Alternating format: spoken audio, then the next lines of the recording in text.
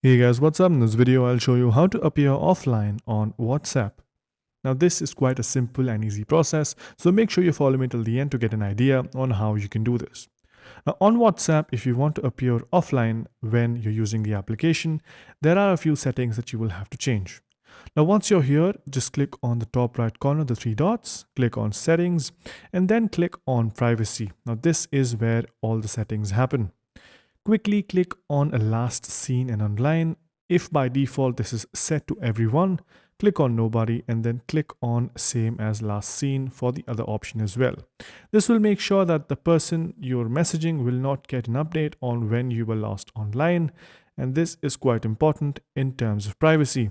The other thing is to switch off read receipts. This is the blue colored check mark that comes every time the other person views your message.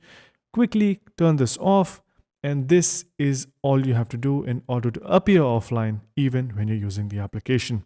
So yeah, once you have these two settings in check, it's all done. You've pretty much made yourself offline. And yeah, that's pretty much it for this video. Hope you guys found it helpful. If you did, make sure you subscribe to the channel, like the video, and also comment down below on what next videos we should make.